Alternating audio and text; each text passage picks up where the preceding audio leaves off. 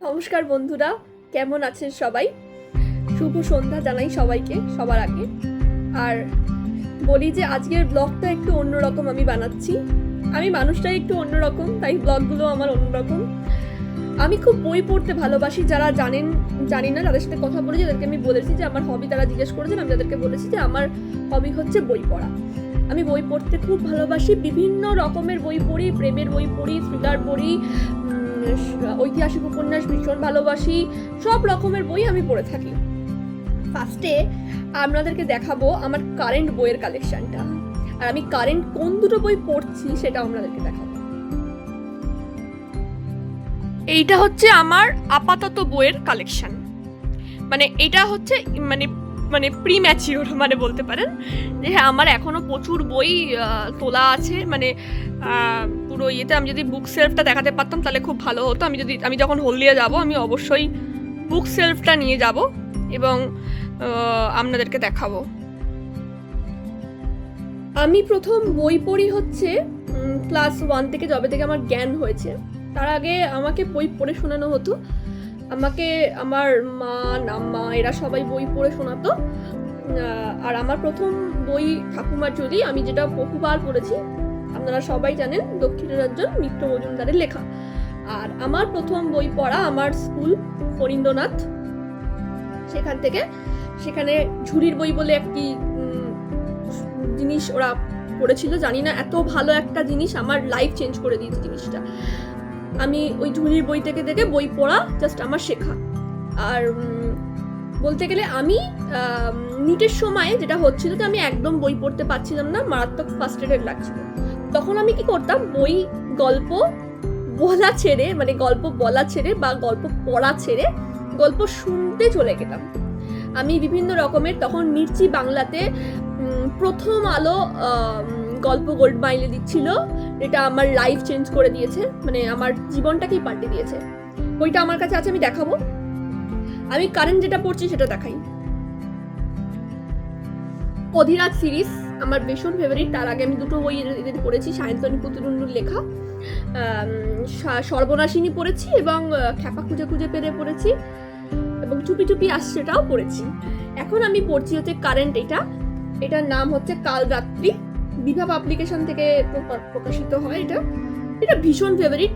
আমি যখন প্রথম কলেজ স্ট্রিটে গেছিলাম তখন এই বইটা পাইনি, তারপরে পেয়েছি। অনলাইন থেকে অর্ডার দিতে হয়েছিল আমাকে, কারণ আমি পারছিলাম না। এটা এত আমি রিভিউ শুনেছিলাম এটার সম্বন্ধে, আমি পারছিলাম না। এটা আমি এখন পড়ছি।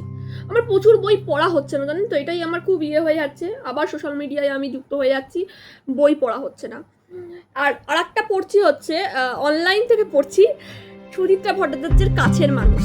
Suchitra Bhattacharya one of my favourite লেখক, মানে লেখিকা বলতে পারেন, সরি আমি ভুল বললাম, লেখিকা। আমি ওনার প্রত্যেকটা বই মোটামুটি পড়েছি। নীলঘূর্ণি, অন্য বসন্ত, দহন তো দুবার পড়েছি, আমার ভীষণ ভালো লেগেছিল।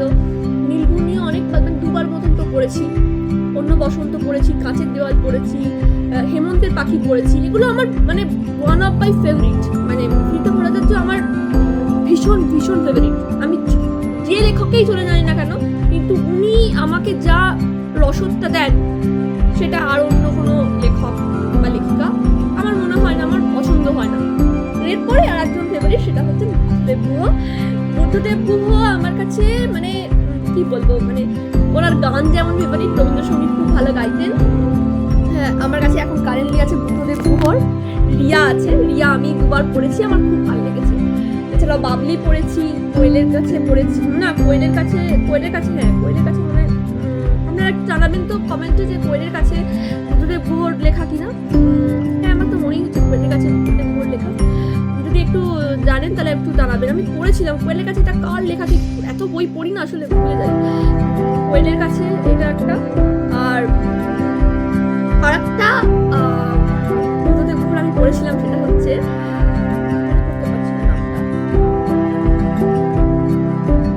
আমি পরে নামটা জেনে বলবো আপনাদের, মনে করতে পারছি না, ব্লগে আর কি বলবো, মনে করতে পারছি না। এখন অনেক থ্রিলার পড়ি তো, আর প্রেমে বই পড়া হয় না। প্রচেত গুপ্তের এই বইটাও আমার ফেভারিট, এই যে হত্যাকাণ্ডের আগেও পড়ে, ভীষণ ফেভারিট। এরপর পরে ঐতিহাসিক উপন্যাস আমি প্রথম পড়েছিলাম শ্রী পারাবতের আমি সিরাজের বেগম। ওটা আমার কাছে ছিল না, আমি আমার ম্যামের থেকে নিয়ে পড়েছিলাম। আমার বেশিরভাগ বই না আমার কাছে ছিল না, জানেন তো, আমি আমার ম্যামের থেকে নিয়ে পড়েছিলাম। আর তারপরে মানে ক্লাস 7 আমি মানে ক্লাস 4 1 2 3 4 বই পড়ছি।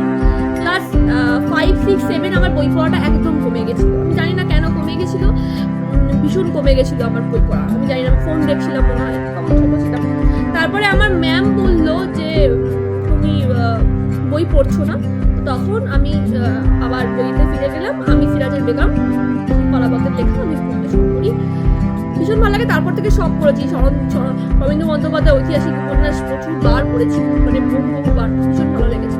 কালের মন্দিরা আছে ওখানে, তুমি সন্ধ্যার মেঘ তো আমার মানে মন ছুঁয়ে যাওয়ার মতন উপন্যাস। কি বলবো, আমি বইয়ের কথা বললে খুব এক্সাইটেড হয়ে যায়, জানেন তো। এইটা আমি এখন কারেন্ট এটার পর পড়বো হচ্ছে নীলাঞ্জন চট্টোপাধ্যায়ের ফুলের আগুন। নীলাঞ্জন চট্টোপাধ্যায়ের এর আগেও আমি পড়েছি 2 বার। রীতার সাথে দিনরাত্রিটা পড়েছি, একটু অ্যাডাল্ট দেখে কিন্তু ভালোই লাগে আমার। আর খুব সুন্দর সুন্দর কবিতা ইউজ করেন উনি, সুনীল গঙ্গোপাধ্যায়ের কবিতা, যেমন ভূ পল্লবে ডাক দিলে দেখা হবে চন্দনের মনে। এটা আমি ওনার লেখা থেকেই দেখেছি। তারপর আমার খুব ভালো লেগেছিল কবিতাটা, আমিও কবিতা পড়তে খুব ভালোবাসি। কাটায় কাটায় সিরিজ যারা পড়েছেন কিনা জানি না, খুব ভালো, আমি তো পড়েছি। নারায়ণ গঙ্গোপাধ্যায় মাথায় আসে। এবার হচ্ছে অভিক দত্তের মেঘ ছায়ে। এখন অভিক দত্ত খুব ভালো লিখছেন, মানে একদম বইমেলাতে রিসেন্ট লিখছেন। এছাড়াও বইমেলাতে আমি প্রচুর বই কিনেছি। ঐতিহাসিক উপন্যাসের কথা যেটা বলছিলাম, ঐতিহাসিক উপন্যাসের কথা, আজকের ভিডিওটা কিন্তু খুব বড় হতে চলেছে। আপনারা যদি পছন্দ না করেন ইগনোর করতে পারেন, কিন্তু বই নিয়ে বললে আমি একটু আবেগপ্রবণ হয়ে যাই। ঐতিহাসিক উপন্যাসের কথা বলে আর কি শেষ করব।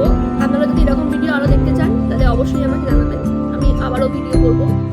আরও কিছু উপন্যাসের কথা সাজেস্ট করবো আপনাদের, নিজেও আপনাদের থেকে জানবো। কমেন্টে আপনারা লিখবেন আপনারা কি কি পড়েন। ঐতিহাসিক উপন্যাসের কথা শ্রী পারাবতের তো বলেইছি, আমি সিরাজের বেগম আমি পড়েছি। এছাড়াও আমি কিছুদিন আগে, মানে বছর 2 আগে কাশ্মীর সুন্দরী পড়েছিলাম, হিমাদ্রি কিশোর দাশগুপ্ত। আমি লেখককে লিখেওছিলাম যে আমার প্রচন্ড ভালো লেগেছে কাশ্মীর সুন্দরী, মানে আমার মন ছুঁয়ে গেছে।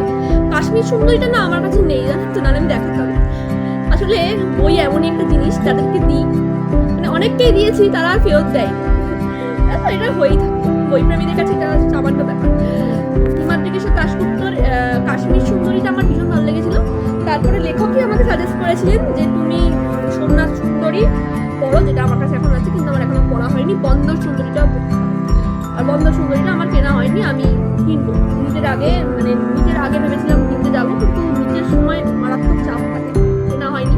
আর প্রচুর ফার্স্টেড ছিলাম, পড়া নিয়ে এত পড়তাম, 48 ঘন্টা সারাক্ষণ পড়া, 16-17 ঘন্টা করে পড়ছি, তো তখন আর ইচ্ছা করতো না বই পড়ি। তখন বই শুনতাম, মানে গল্প শুনতাম, গল্প শোনাটাই এটা বই পড়া হয়ে গেছে। আমার থ্রিলার খুব ভালো লাগে, অধিরাজ সিরিজ আমার ফেভারিট থ্রিলার। এছাড়াও শরদিন্দু বন্দ্যোপাধ্যায়ের ব্যোমকেশ কাহিনী আমি 2 বার পড়েছি। আমার প্রত্যেকটা গল্প মুখস্থ হয়ে গেছে, এতবারই মানে পড়েছি, শুনেছি, এরকম একটা ব্যাপার। আর বাণী বসুর কৃষ্ণাটাও আমার খুব ভালো লাগে, আমি বাণী বসুর খুব ফ্যান। আমার মানে খুব মানে ওল্ড এজের লেখক, কিন্তু আমার খুব ভালো লাগে। আমি পড়েছি কৃষ্ণা, এটা একটাই বই আমি পড়েছি, খুবই ভালো লেগেছে, আর পড়া হয়নি। আর একটা বইয়ের কথা লাস্ট বলে শেষ করব, সেটা হচ্ছে সুনীল গঙ্গোপাধ্যায়ের প্রথম আলো। এই একটা বই, আমাকে এই 2টো বই নিটের পরে আমার বন্ধু ময়ূক দিয়েছে, এটা আমি ভিডিওতে বললাম। ময়ূক, যদি তুই ব্লগটা দেখিস তাহলে একটু কমেন্ট করিস। আর এই 2টো বই আমার বন্ধু ময়ূক আমাকে দিয়েছে, ও মানে ওকে আমি বলেছিলাম, ও দিয়েছে। সুনীল গঙ্গোপাধ্যায়ের প্রথম আলো এই বইটা আমার জীবনের পুরো দৃষ্টিভঙ্গিটাকেই পাল্টে দিয়েছে। আমি অন্যভাবে ভাবি, অন্যভাবে দেখি। আর এটা একটাও ইনসিডেন্ট বলি যে আমি ছোট থেকেই খুব বই পড়তাম, আর বই পড়তে পড়তে একদিন আমি স্কুলে দিদিমণিদের কাছে ধরাও পড়ে গেছিলাম। আমি দিদিমণিদের কাছে খুব ক্ষমা চাইছি, ম্যাডাম আপনাদের ক্লাস আমি না করে বই পড়েছি। আমি সৌমলিদির কাছেও ক্ষমা চাইছি। দিদি, আপনি মনে হয় আমার ব্লগ, মানে আপনি আমার ফেসবুকে আছেন, মানে ব্লগ দেখতেই পাবেন। আপনার ক্লাস, মানে আপনার থেকে আমি বাংলা সাহিত্যের প্রেমটা পেয়েছি, এবার আপনার ক্লাস করতে করতেও আমি মানে লিখতে লিখতে আপনি ভেবেছেন আমি লিখছি, কিন্তু আমার ভিতরে গল্পের বই, আমার খাতার ভিতরে গল্পের বই ছিল এবং আমি গল্পের বই পড়ছিলাম। আমাকে প্লিজ ক্ষমা করে দেবেন। এটাই লাস্ট কথা। ব্লগে আমি খুব আবেগপ্রবণ হয়ে যাই গল্পের বই এসব দেখালে। আমার নিজের লেখা দেখালেও আমি খুব হয়তো আবেগপ্রবণ হয়ে যাব। একদিন আমার লেখাও দেখাবো। আমি লিখতে খুব ভালোবাসি আর নিয়মিত প্রায় লিখি। থ্যাংক ইউ, ভালো থাকবেন।